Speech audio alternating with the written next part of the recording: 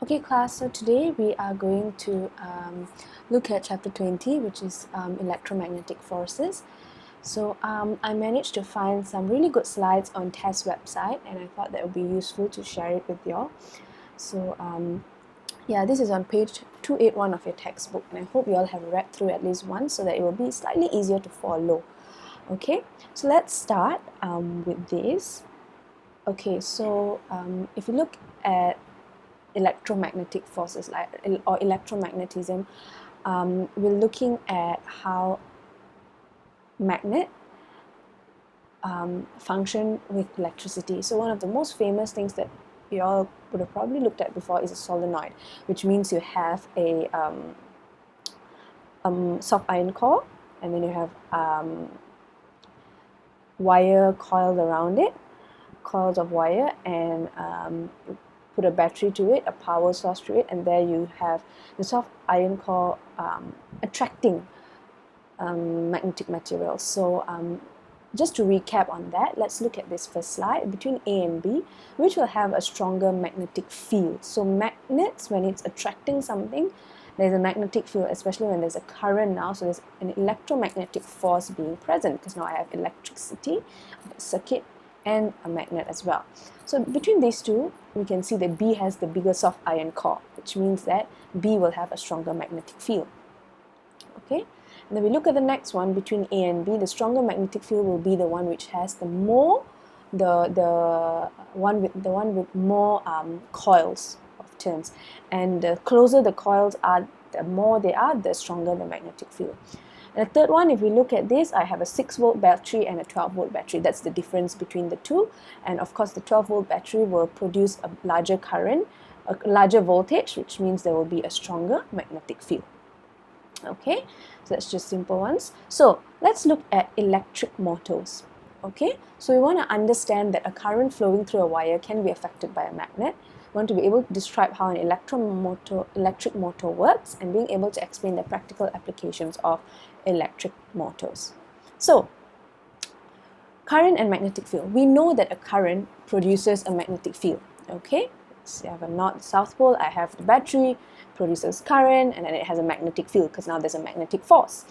It therefore makes sense that the current will be affected by placing a magnet nearby. So if I place a magnet nearby, the current will be affected because now there's a magnetic field around it. So what happens when there is magnetic force on a current? There's a magnetic field, there's a magnetic force on a current. What happens? So because of the magnetic field by the current, the magnet will cause the force on the wire. So because there is a magnet and there is current, there will be a force, okay, a force that will make the wire move up or down in a specific direction. Okay, of course, if you're holding the wire in place, then the wire will not move. But if you're not holding the wire in place, there will be a force that will cause the wire to move. So how to know which direction the force will act, or which direction the wire will move and all that? This is where we have Fleming's left hand rule. So you're basically using your left hand. So everyone can take out your left hand. According to this picture, place your hand this way.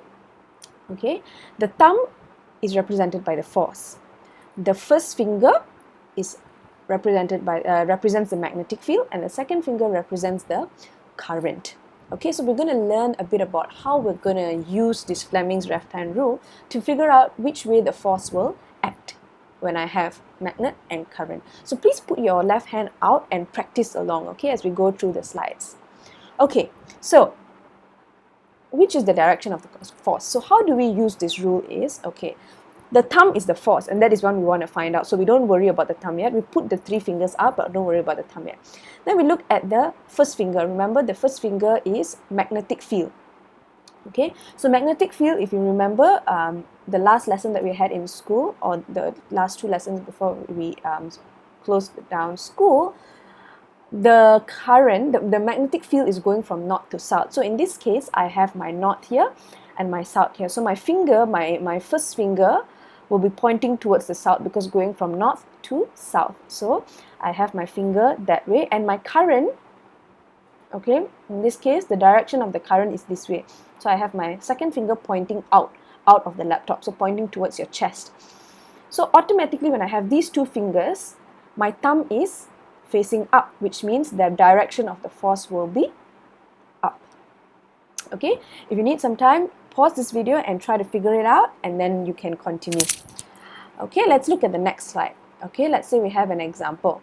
Okay, so I have magnetic force from north to south. So my first finger is going from north to south, and then I have my current flowing out of the, so my second finger is pointing towards my chest because it's coming out of the screen in this case. So that means my force will be pointing upwards. That means the wire is now the wire carrying the current will now be moving upwards. So that is left hand's Fleming rule will help you to figure out which direction the force is acting upon. So which direction the wire is going to move, whether up or down. Okay. So this is what we looked at. So now you try. So I have north and south. So I want to put my magnetic field from north to south. So my first finger pointing downwards in this case, and my current is coming out. Okay, my current is coming out, and so if you do it correctly, the thumb should be pointing towards the right. So that is where your wire will move. Okay, so second one, again, pause the video and try for a while and see if you can figure out. So if you're doing this correctly, my first finger is pointing downwards, my second finger is pointing diagonally to the right, and my third finger should be pointing upwards. Okay, my force should be pointing upwards. Sorry, no, down.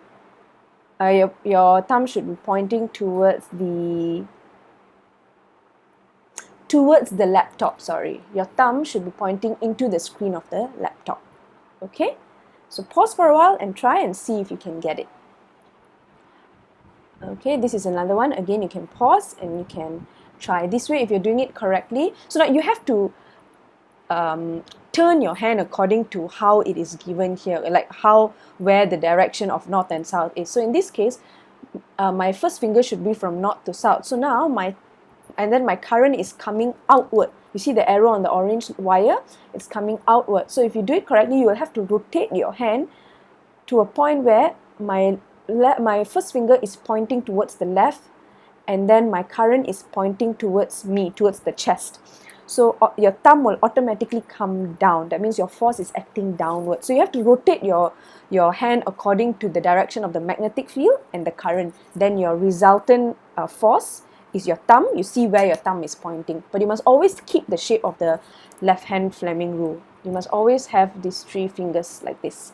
But where it points doesn't matter. If you need to rotate your hand, you need to rotate your hand. It will always have a different answer, you see. So try it. Okay. So I have north to south. Okay, so now we're looking at what will happen when there's a coil that can turn. Okay, what happens is, okay, I have a battery, I have a coil. Okay, what happens is this coil is going to turn.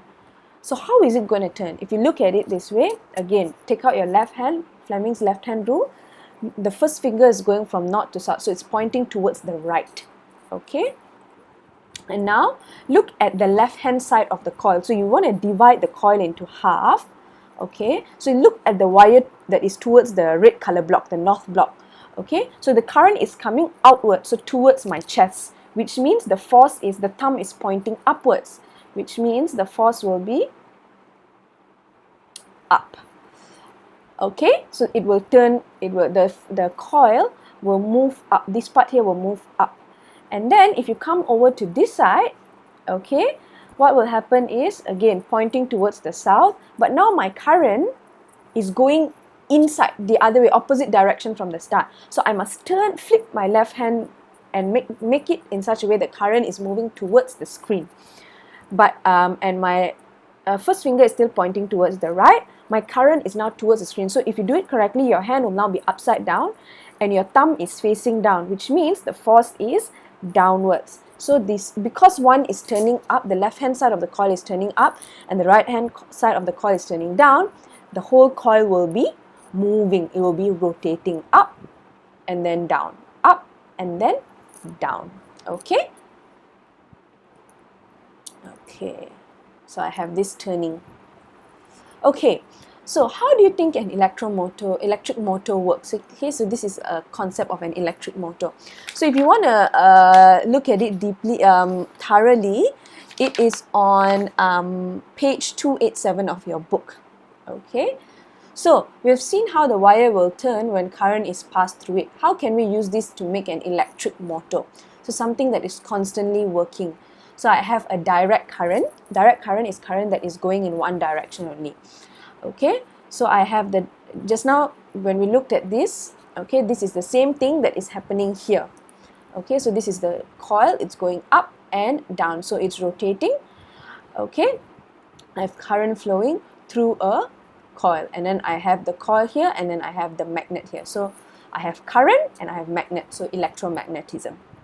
Okay, and this is the commutator ring that helps it to go in one direction. Okay, this orange color ring. So the commutator is the one which allows the motor to keep turning. It helps to keep turning and turning and turning, because turn once and then it shouldn't stop, you see. So without it, this will also, the coil will just stay in one position. So this commutator is in charge of helping it to rotate as well. Okay, so I have the commutator, I have the battery, I have the positive and the negative, and then it helps to turn. So this is how it turns. Okay, let you see it one more time. Okay, as the coil turns, the commutator ensures that the coil keeps turning by switching the current from positive to negative. So it keeps turning. So what this commutator does, it keeps turning by switching the current from positive to negative. Just watch this animation. Turns, back down, turns, back down, turns, back down, the other way, the other way, the other way, the other way. Okay? So this is another one. Okay, see it turning. That's how it works. That's a simple way of looking at how it works. Okay, so practical uses of motor you have in your hand drill, your cake mixer. Okay, these are all appliances that you probably have in your homes which uses these motors. So there'll be a commutator there, there'll be a coil, there will be a magnet there, and that's how it works. Okay, that's how it turns. The blades of the cake, turning the screw here, the drill here, it turns. Okay? Okay, so just think about these things. Which has the more powerful electric motor? And how would you know? So just think about these things, what you have learned through, and just, yeah, try to see. Okay, how to make more turning effect? The turning effect on a coil can be increased by, of course, the most logical thing, if you want it to turn faster, you increase the current, or you use a stronger magnet, or you increase the number of turns on the coil, same like a solenoid, or you increase the area of the coil, wider or longer, a wider coil or a longer coil for more magnetic field generation. Okay? How do you think we can use electric motors today and in the future? This is something to ponder about. Okay, if you need to revisit this whole recording, please do. If you have any questions, please comment, or you can message me on @modo. That's all for this chapter, guys. I will be posting some questions. Please attempt them. Thank you.